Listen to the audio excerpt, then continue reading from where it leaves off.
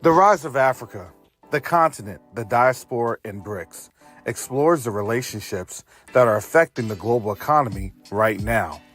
This book explores the relationships of the African diaspora's influence on the African continent and why this is important in stabilizing relationships with an understanding of how BRICS impacts the future, good or bad.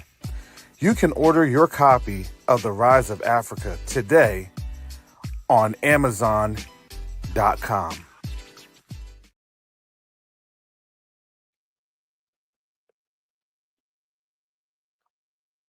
Neo-diplomacy is the new currency. Neo-diplomacy is the new currency. The reason that I can say that is you have a couple of different factors occurring right now as we speak on the world stage. The dollar is being disrupted. Nations are no longer wanting to engage with the United States. But the third factor that affects each and every one of us is that there is a diaspora from the African continent that's willing and able to engage our brothers and sisters on the continent.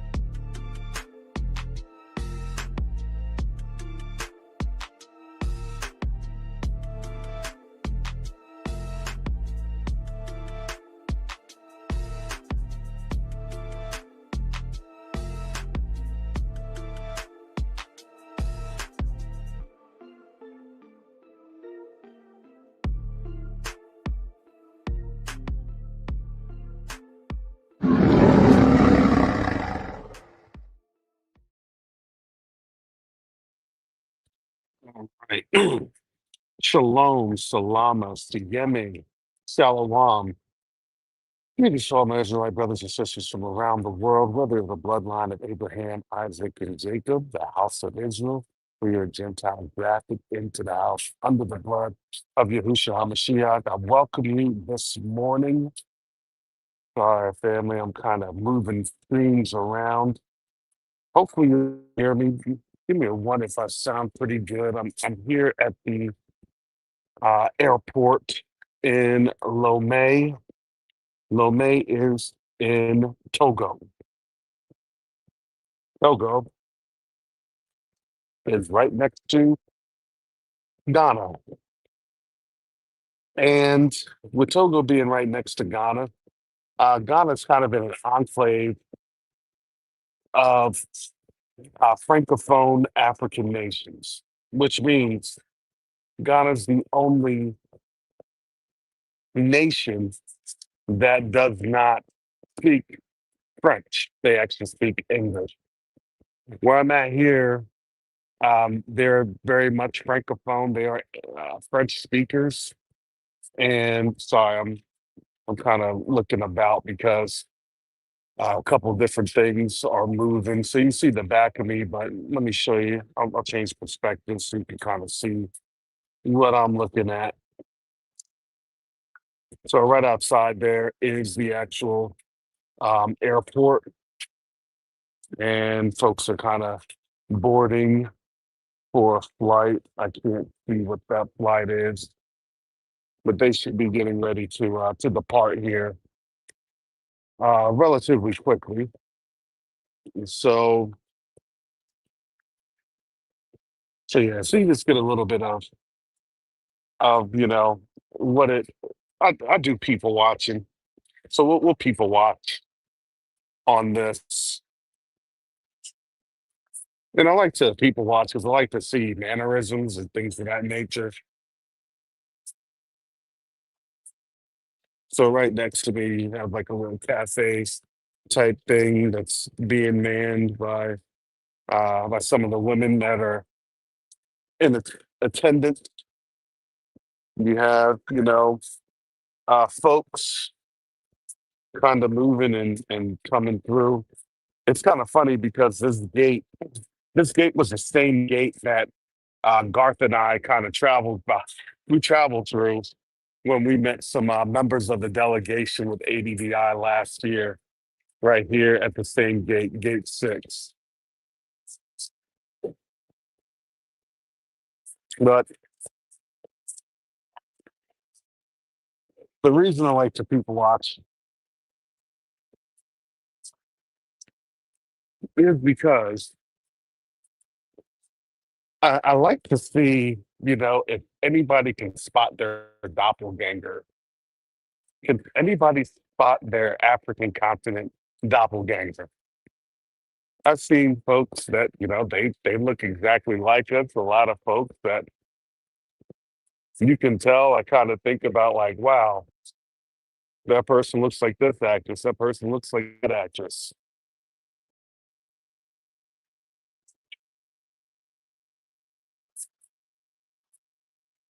But it does show you that whenever you hear these false narratives, coming out, and I had to think about a lot of these things that was happening and going on, um, especially when you're hearing things from the camp of, folks that try to say that they are um, just FBA only. They're not from Africa. They weren't involved in the transatlantic slave trade. These are some of the things that I have to think about. Oh no, that flight actually is going to Accra, but I'm on the later flight, so I don't fly out for about another hour or so. But well, I don't board for another hour and a half. But I'm not going to be on that long because I need to conserve my battery because I wasn't able to charge this phone. It was unfortunate. My little battery thing didn't get charged last night. Because last night, me being on the top floor, and I mean, that storm was strong. I said, oh my goodness. I said, this is going to be a hurricane. If this storm is as strong as what it was last night while I was out in Ouagadougou, I said, give that thing 2 weeks. I said, that's like it's going to be a hurricane because it comes off of the land. And when it comes off of the land, it goes right into, the sea and it gets strengthened and it marches its way across the Atlantic. But I digress. Going back to, folks that want to try to say, well, we're Native Americans, we're this, we're that. I always look at that as some sort of programming to like get rid of the truth. And I'm looking at a lot of things that are being like omitted. And I always have to ask myself, what is really the position of the omission? And I have to say, I believe, just my personal opinion, when this thing goes down, as I have stated, there's a setup to this. And people don't understand the components of the setup because nobody's going to tell you the components of the setup until people have, spiritual discernment and wisdom and understanding to see and get what it is that's happening. The whole reality of what they just did, look, they had the movie the other day. Will Smith played the man that had the photo in the Smithsonian of the bat being beat. That was literally his story. If someone can give me that movie title, Emancipation, I believe that's what it was. It was Emancipation. And that man survived the Battle of New Orleans, I believe. in the Civil War, and he was telling his story. That's how it became a movie. So now they're going to get rid of that, and they're going to say everything here was, nonfiction. Because why? Because you're now starting to see that there is literally a spiritual sickness going on. Jacobus said it best last night. And I'm sorry, family, I was in and out of sleep and consciousness last night during Jacobus live. But I heard him say, look, we're in a time of this is this gross spiritual darkness. It's gross darkness. The darkness is so gross that it doesn't even make sense. But it doesn't have to make sense.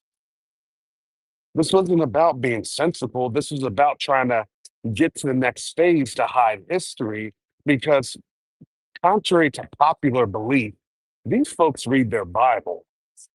However, they don't want to recognize publicly what's happening, and that's to the credit of the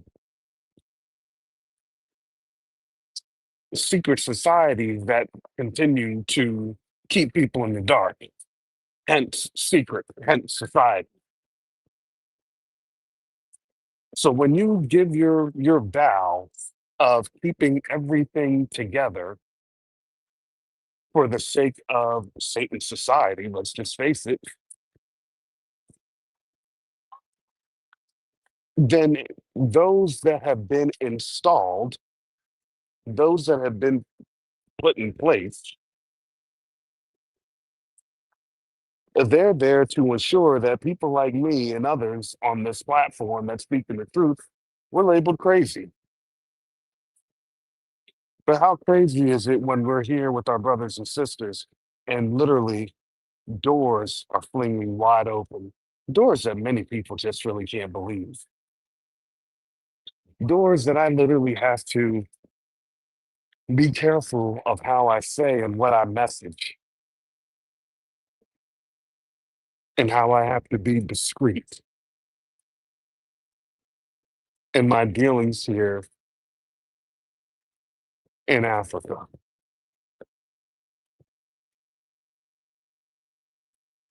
So this is West Africa. This is Lome. We're in Togo. Like next to Togo to the east is Benin.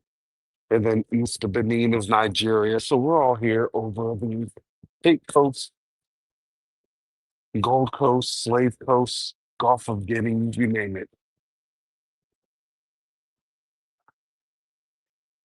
And let me tell you, people are here in Africa. Other groups, other nations are here in Africa trying to stake their claim.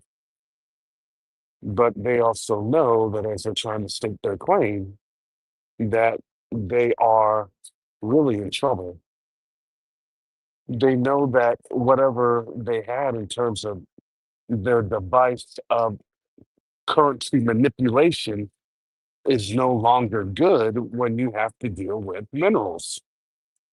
Rock, paper, gold, silver, lead, tin, chromium, cobalt, you name it. Whatever the continent has. That's why they give paper that they can then manipulate. And now that manipulation isn't there anymore because now you're starting to see what's going on in Europe. Don't think that this doesn't hit them. This hits them a lot. And as it hits them, understand that that image is being seen throughout the continent. Understand that this image is being shown throughout the world of really the European powers declining. That's a decline. What you're seeing in America, that's a decline. I don't care whatever you want to say, how you want to say it, it's a decline. So when you decline morally, right, then there becomes a physical decline. That's just how it goes. One of the things that I had watched, I was looking at some articles today, got a chance to kind of peruse a little bit because I have a story to tell. It has Wagadoga, I got a story to tell, but before I get to that story,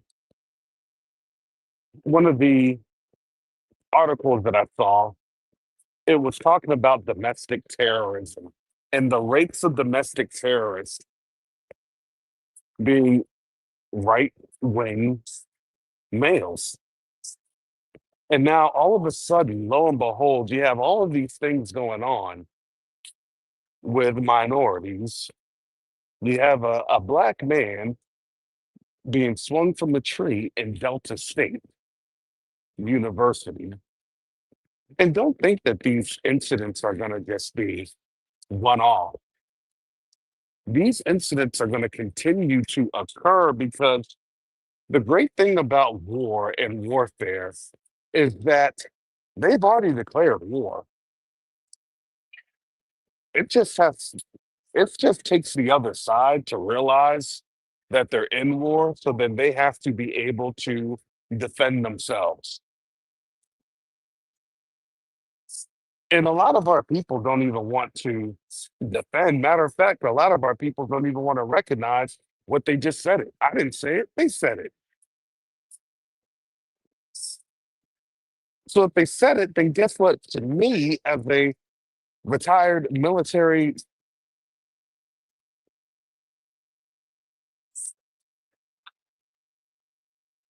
I have to think about what my defense posture is going to look like.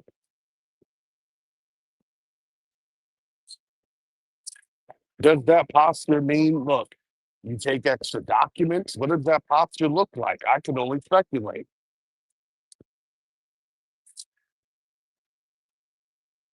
I know one thing,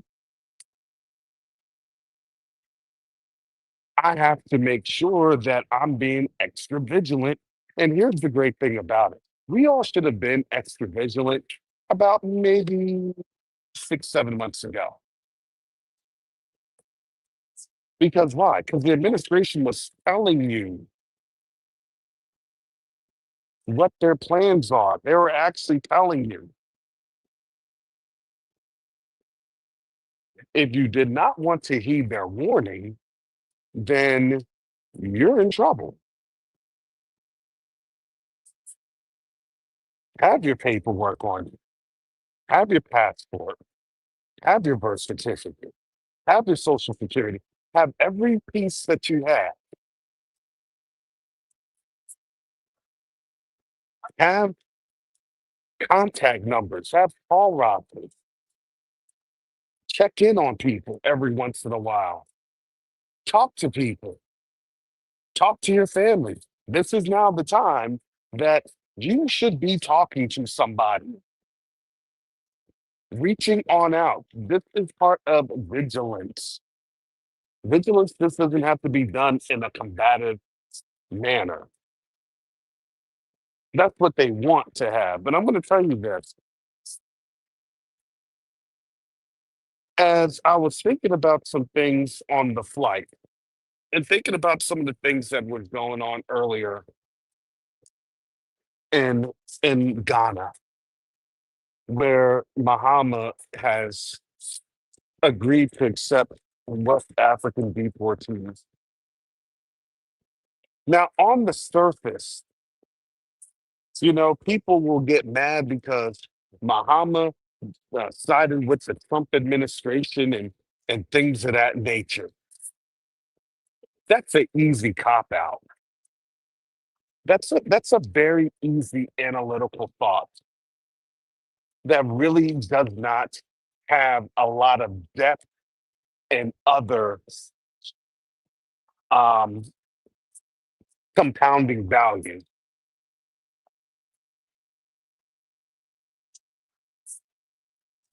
I had stated earlier on this channel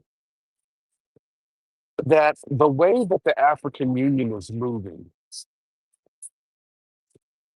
They're moving to where you are not going to get the full picture.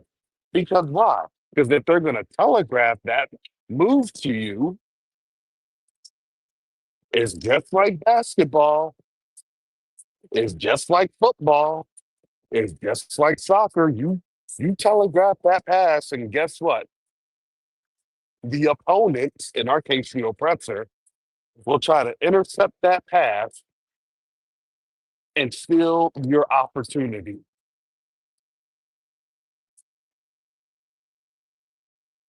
Yeah, I saw that. Thank you, Sydney. I appreciate that. Yeah, look at Teo. Jacoba had posted the list of apps. I think it's on his website. And it's also on Facebook. So I know he said Facebook. I'm not sure about the website. So maybe overreaching on that one. But I did hear Facebook. So you have to look at his post.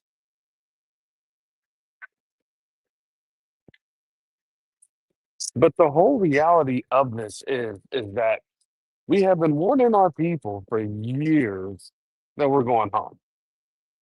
We're going home. No matter how many people want to deflect, no matter how many people thought we were crazy. Well, I'm sorry. The 14th Amendment is literally being challenged in the Supreme Court as we speak. You know that they're going to get ready to take that up here in like I think less than 60 days. They're trying to do it around winter time frame. When it starts to get cold, because when it starts to get cold, right? People tend to stay inside.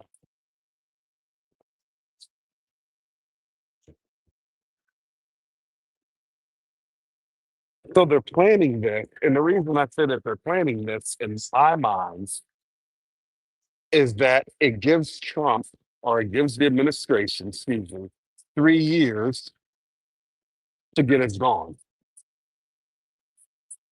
So then probably in their hopes by 2026, that next inquisition will start 3.0, 4.0, 5.0, whatever you want to call it.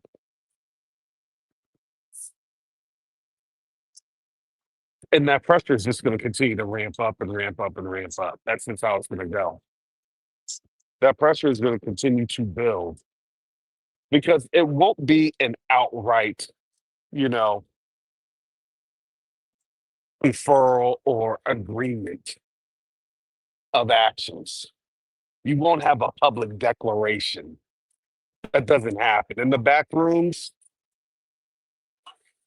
they make the calls and it's a known. It'll first be known probably by local law enforcement. You've already seen that with the FBI and with Homeland Security, with ICE and things of that nature. But then it's going to be different things going on, which you're going to see some increased persecution. It's going to happen because why? Because you already saw the setup less than 90 days ago. Actually, it was about 120 days ago.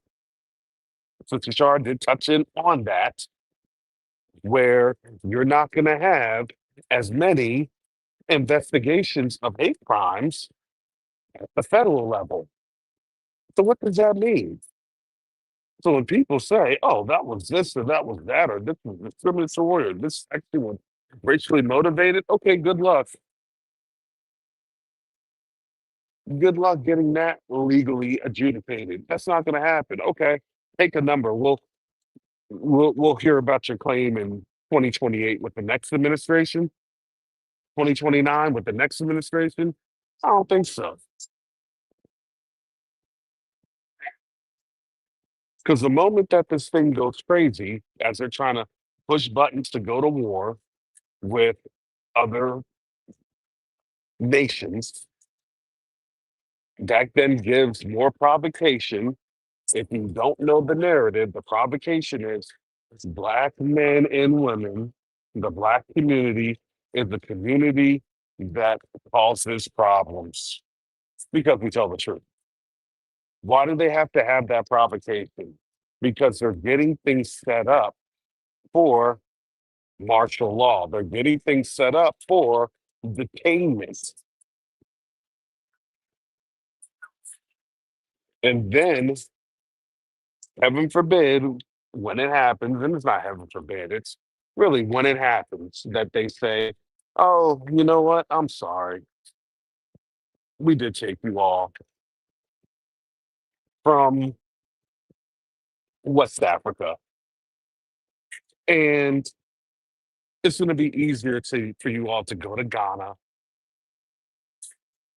all 40, almost 50 million of us, to go to Ghana. And you can go there and apply for your visa and apply for your citizenship to be reinstated. Make sure you bring your birth certificate with you and your papers with you. So when we're able to process you, we can get you back to the United States in a legal manner.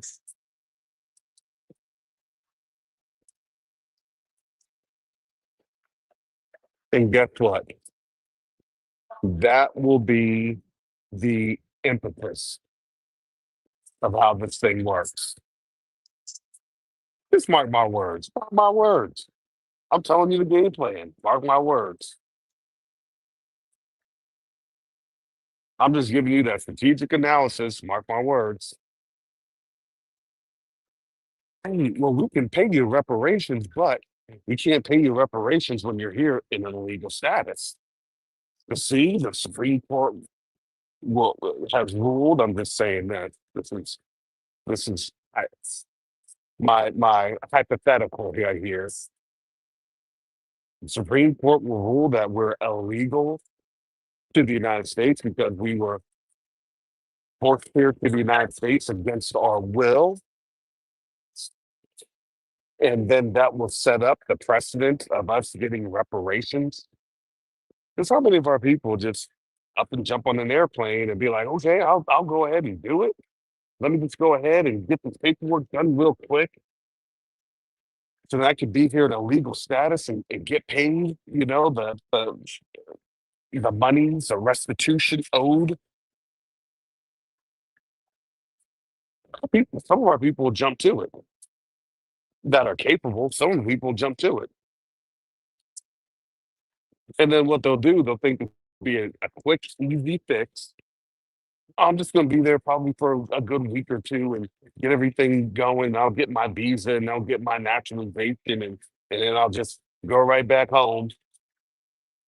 Surely they won't take away my mortgage. Surely they won't repo my car.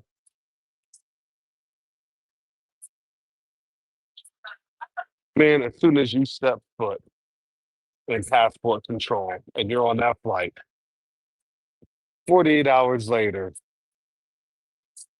all your stuff is going to be surrendered.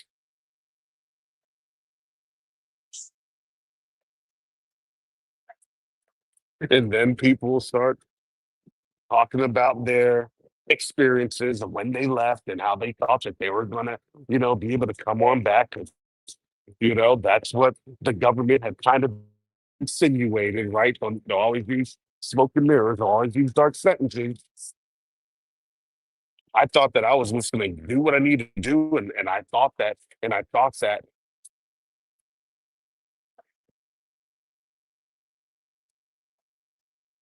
and they'll be like, "Well, you thought wrong."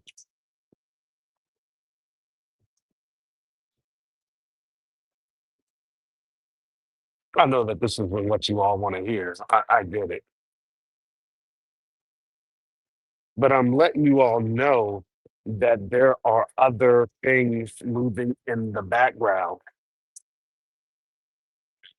and I know it's hard for our people to have an analysis of it because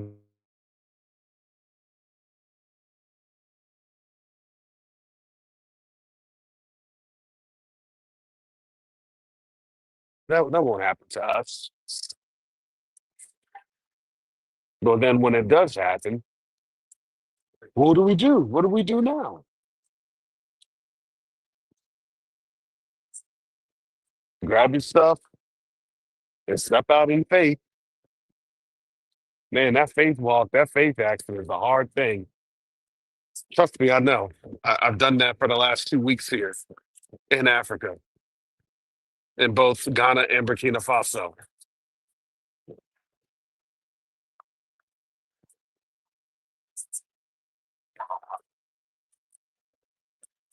For me, my personal opinions, take an inventory of what you have.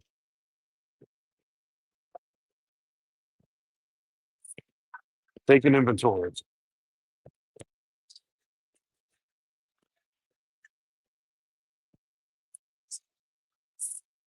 Now, you don't have to hit the panic button just yet. I'm just giving that to you as a hypothetical analysis, what that assessment could look like, because that's a strong assessment. See, Bahama wouldn't have been saying anything. Trump wouldn't have been saying anything unless there was something going on with the African Union in the background. And remember, a couple of months ago, everyone was up in arms about reparations being paid to Africa via the African Union's 2025 year of reparation.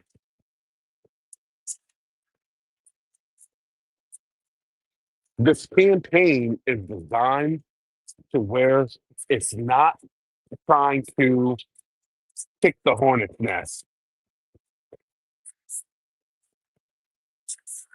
And I know with our people really don't understand, just by and large, we don't really understand a lot of the stratagems, because a lot of our people in our community, a lot of the influencers in this community, well, they're paid to talk about the problem, but they're not going to tell you the solution. You're going to see the problem, but when the actions culminate, then they just sit there and they look stupid. I don't know what else to tell you. Well, there are things that I'm doing in the background. I'm not going to elaborate on it on social media.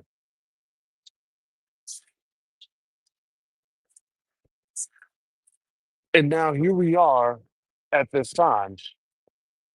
And I have to say, hallelujah. I wouldn't have known that. Look, 2 weeks ago, I set out on the same exact day, 2 weeks ago, going to Ghana. If you would have told me what was going on in the world stage, if you'd have told me how things would transpire within 2 weeks, I would have looked at you like, man, for real? Like, I know it's going to get bad, but for real?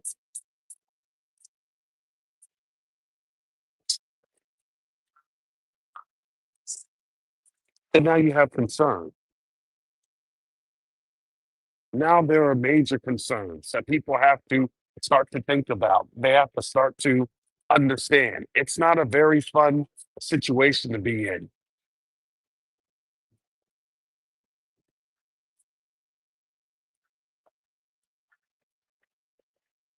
These mental mind tricks. If you notice, there is no more. Well, let's come together as a people. There's no more of that.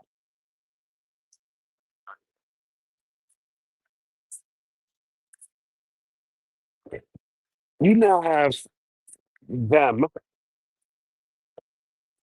going up in arms. You now have them giving in their feelings. You now have them saying, well, let's not remember the whole, well, let's talk about it scenario. Let's cooler heads prevail. None of that. I haven't heard any of that.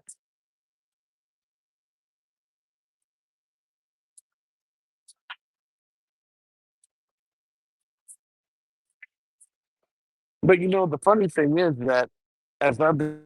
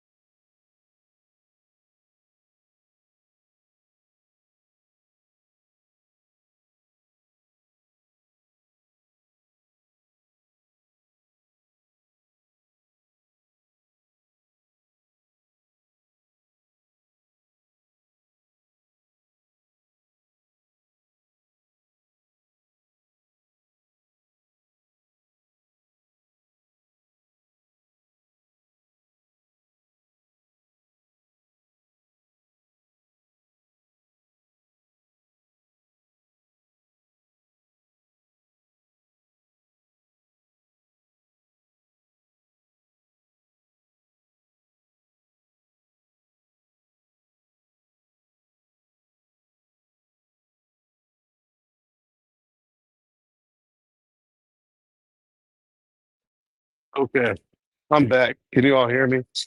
Give me one if you can hear me. We're gonna have to cut it off. So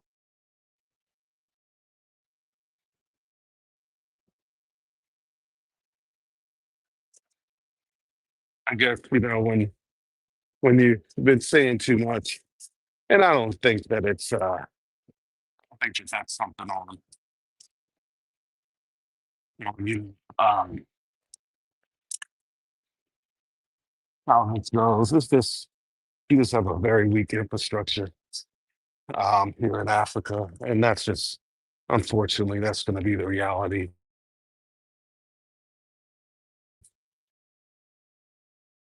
of this.